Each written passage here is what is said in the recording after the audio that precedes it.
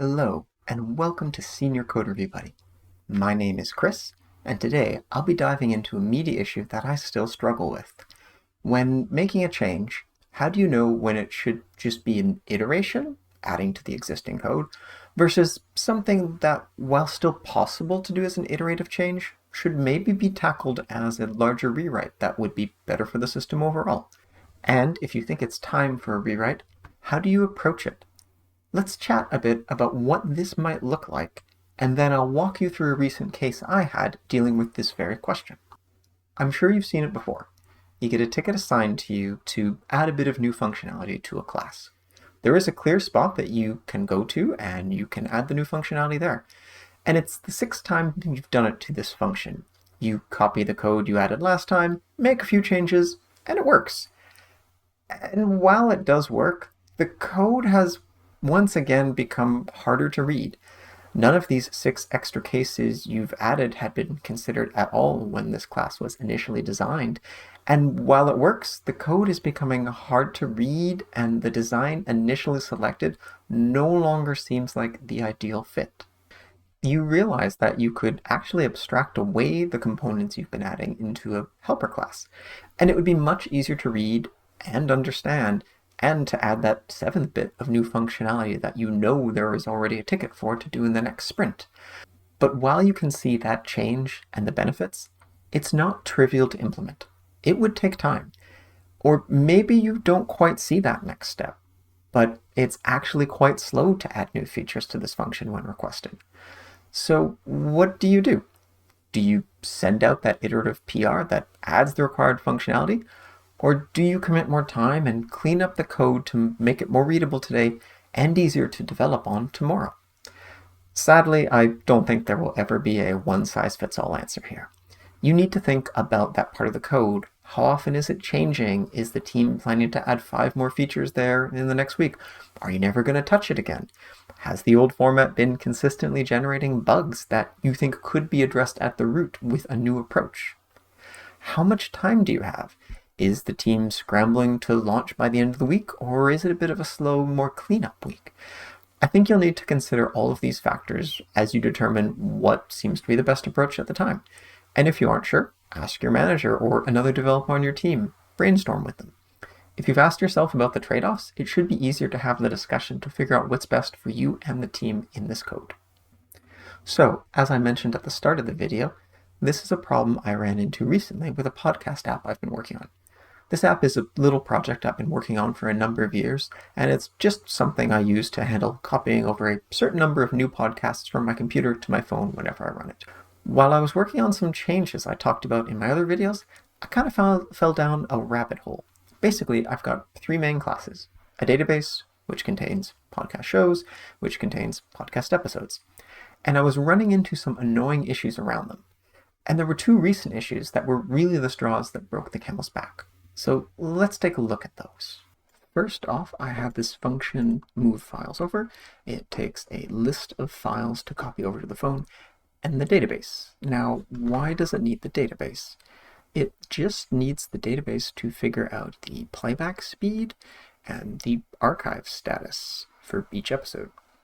But both of these function calls also just require the path of the file, so it kind of feels like the database itself isn't adding much, and it really isn't. It's just finding these shows and returning the values, because the playback speed and archive speed are set at the show level, not really the database or episode level. So the fact that I was passing the database in here for just this reason had been feeling wrong to me for a while, so I was always kind of thinking in the background about how I could maybe remove this dependency. Let's go see the other issue now. So this is the podcast episode class. Right now, there will be a serialized copy of this class for every podcast episode I have saved to disk. So we're kind of saving this as the database to disk. Yet, if we look at the load function, we can see that podcast, which is basically the name of the show, is determined by the path of the file. It's not loaded from disk. And looking at save, it's not saved to disk either. So we've got a class where basically we're always saving and loading it to and from disk, and all but one variables are saved or loaded to disk.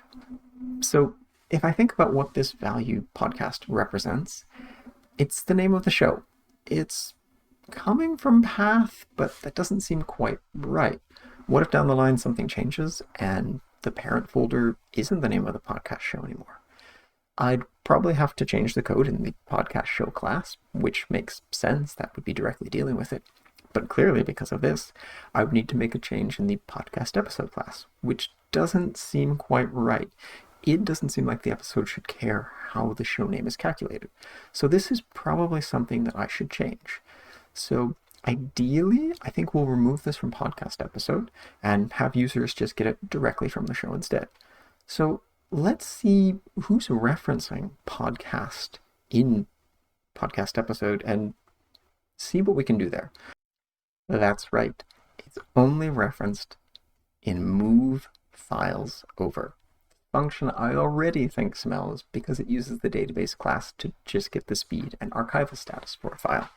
So at this point, I've decided that it's time for me to make some changes. I'm not in any urgent rush.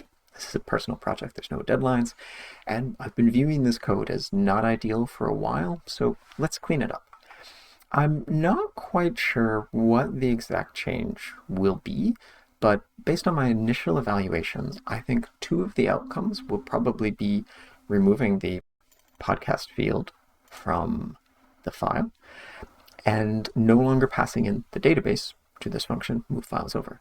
If I aim at accomplishing at least those 2 points, I'll probably have a much nicer dependency between my classes. So how can we accomplish this? First off, I started by thinking about the database problem. We're just passing it in to get the speed and the archive values, which are show specific. So one basic idea is that we could add speed and archive to podcast episode alongside podcast. Well, this would let us remove the database connection. One victory. Podcast episode would now have 3 values that we wouldn't be saving to disk and really are more part of the show than the episode. So I discarded this idea. My next idea is that since the 3 values we are looking for are all show specific, maybe I can pass in the shows to move file over here instead of the database. Now we can retrieve the information from the shows as needed. We've still removed the database, victory, and now all the show-specific information is out of episode. We're getting it from shows. So this seems good. The challenge now is, how do I know what show a podcast episode belongs to? It has sort of the string name, but I can't have a direct reference to the show from episodes because I'd end up with a circular dependency. So I would need some class to handle the basic mapping to get a show from an episode. It would probably just be matching based on paths. This, though, is actually what the database class is doing now with file and archive. So maybe I could split those functions out of the database, put them into their own class, which I would pass into here, and I would also have the ability to get a show name from that. And while I do think that idea could work, it's at this point I made what I consider sort of a breakthrough in how I want to approach my thinking about this problem. So if we go back to podcast episode, at least the parts I'm saving and loading from disk is really good for what I need it to be. It's well suited to the initial processing I need it for. It does what it needs to do. All of my issues working with this class come from the subset that I've selected in a run to be copied over to the phone. And it's only at that point that I need some extra information. If I'm not selecting an episode, I don't care about the speed, I don't care about the archival status, I don't care about the name of the episode, the name of the show that it's from.